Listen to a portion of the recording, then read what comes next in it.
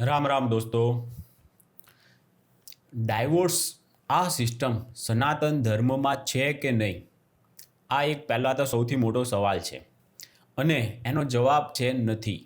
સનાતન ધર્મમાં કોન્ટ્રાક્ટ પૂરો થાય એવું નથી હોતું દોસ્તો. જેવી રીતે બીજા ધર્મમાં હોય છે, લગ્ન એ એક કોન્ટ્રાક્ટ છે. જ્યારે મન ભાવે ત્યારે તમે એ કોન્ટ્રાક્ટ તોડી શકો, એમાં તમે એ બંધાયેલા આખી જિંદગી ના રહી શકો. એટલે સનાતન ધર્મમાં એ કોન્સેપ્ટ નથી. સનાતન ધર્મમાં લગ્ન એ 7 જન્મોનું બંધન છે. આ જન્મનું તો નથી, ખાલી આવતા જન્મોનું છે, એના પછીનાનું છે. એટલે ટોટલ 7 જન્મોનું બંધન છે. તો આ તોડી શકાય કે નહીં? તો તોડી શકાય, કારણ કે એ કોઈનું રોકાવાનું છે નહીં અને લોકો તોડે જ છે. મોટા મોટા કથાકારોએ પણ એ રસ્તે જઈને બતાવ્યું કે તોડી શકાય છે. એને પછી સનાતન ધર્મવાળા પછી હવે એને હું ડિફાઇન કરશે, કારણ કે સનાતન ધર્મમાં એ કોન્સેપ્ટ નથી. પણ મારું તો કહેવું છે, એક શાસ્ત્ર જો એમાં ક્યાંય લખાણું નથી ડિવોર્સ વિશે, તો બનાવી દેવું જોઈએ. બરાબર? હું તો કહું એની જેમ લગ્નની વિધિ હોય એવી રીતે ડિવોર્સની પણ વિધિ બનાવી નખાય અને વિધિસર છૂટાછેડા થઈ જાય. તો એક આ 7 જન્મોનું જે લંગર્યું છે એ બી તૂટી જાય. તો નહીંતર આ જન્મે જ નથી નિભાવી શક્યા તો હું કોણ કહીએ કોણ કે આવતા જન્મે બી નિભાવી શકશે. એટલે આ જન્મે જ અને ખાસ તો એ કથાકારો આની પર ચૂપ છે. જે કથાકારોએ પોતે એ રસ્તો લીધો છે ને, બીજા બધાનું બધું જ 1.5 મહિના પછી પણ યાદ આવે છે અને એના વિશે એની ઉપર પ્રકાશ પાડે છે. તો પોતાના જ એ મોટા મહાન કાર્યને પણ લોકો સમક્ષ કોઈ આ પાપ નથી અને આવું કરીએ એ ખોટું નથી, એ વિષય ઉપર પ્રકાશ નાખવો જોઈએ. મારી તો એ નમ્ર વિનંતી છે. જે પણ મહાન જે મોટા જે પોતાને કોઈ પરિવારના ગુરુ કહેવડાવતા હોય એવાની તો ખાસ જવાબદારી બને છે કે એ સાચો માર્ગ બતાવે લોકોને કે હા વાંધો નથી, તમારાથી ના નિભાવી શકાય તો તમે ડિવોર્સ લઈ લો. આ આખું 7 જન્મ સુધી અહીંયા આ જન્મ જ તમારાથી નથી પૂરો થાય એમ તો પછી 7 જન્મો સુધી હું લેવા એ લંગરિયા જે નાખેલા હોય મંત્રો દ્વારા અને વિધાનપૂર્વક, તો એ આ જન્મે જ તોડવાનો કોઈક સારો એવો ઉપાય સમાધાન એનું કાઢી નાખવું જોઈએ. તો હું છે આવતા જન્મે નહીં તો પાછું હેરાન થાય એ વિચારો અને પછી 7 જન્મ સુધી હેરાન થયા કરે. તો આવું ના થાય ને, એ માટે બહુ જરૂરી છે કે આને આ જન્મે આ કોન્ટ્રાક્ટ પૂરો થાય. આ સિસ્ટમ સારી છે, કંઈ ખરાબ છે એવું થોડું છે. કોન્ટ્રાક્ટ સિસ્ટમ પણ બેસ્ટ છે. બીજા ધર્મોની હશે જેની હશે એની પણ સારી સિસ્ટમ છે કે બસ કોન્ટ્રાક્ટ પૂરો કરી દો, ખતમ. તમારાથી નથી નિભાવી શકાય એમ તો પછી કંઈક તો રસ્તો કાઢવો પડશે ને પછી તો આ કારણ કે પહેલાં લોકો ધાર્મિક હતા ને, તો એ લોકો સમજણપૂર્વક જીવી જતા હતા. આજની પબ્લિક ધાર્મિક છે જ નહીં, એટલે એ લોકો પૂરું જ નહીં કરી શકવાના. આ જન્મ જ પૂરો નથી થવાનો. અમેરિકામાં તો એવરેજ 5ની એવરેજ છે, 4 નહીં 5ની એવરેજ, 5 ડિવોર્સ લોકો લે છે. 5 ડિવોર્સ થઈ ગયા હોય એના. તો એ સિસ્ટમ અહીંયા બી આવવાની છે. ત્યાંય કોઈ ધાર્મિક નથી, ત્યાંય કોન્ટ્રાક્ટ સિસ્ટમ છે. અહીંયા એવું જ સિસ્ટમ આવવાની છે ને અહીંયા તો કથાકારોએ કહી શકાય કે ધાર્મિક નથી, તો એમને પણ ડિવોર્સના રસ્તે જવું પડે. બાકી તો આખું સમજણપૂર્વક બીજાને સમજાવીને એ લોકોને સારા રસ્તે ને વ્યવસ્થિત જીવન પરિવાર એમનો સુખ શાંતિપૂર્વકનો બનાવી શકે એ જ તો શીખવવાનું હોય. એ પોતાના જીવનમાં જ નથી શીખી શક્યા કે શીખવાડી શક્યા, તો બીજાને તો શું શીખવી શકવાના. પણ એ જરૂરી જ છે. એને પણ ધ્યાનમાં આવ્યું હશે ને કે ભાઈ આ તો બહુ અઘરું સિસ્ટમ છે, આ તો આ જન્મે જ ખતમ કરી નાખવી પડે.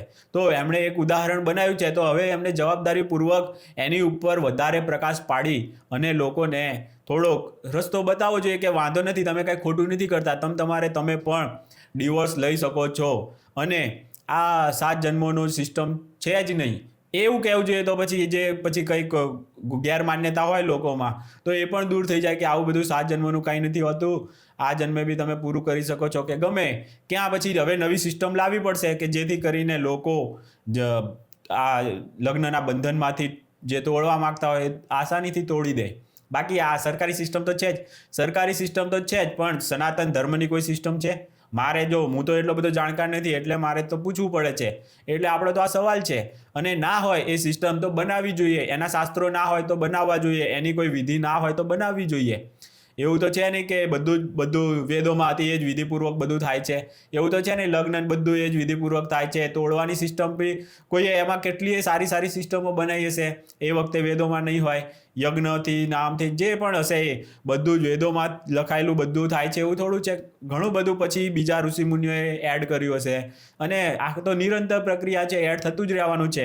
કળિયુગમાં એ વખતે ખબર નહીં હોય કે આવા બધા છૂટાછેડા થાય છે, થવાના છે, એના માટેની અત્યારે વિધિ બનાવી નાખે એવું એ લોકોના ધ્યાનમાં નહીં હોય કે માણસો બનાવશે જ.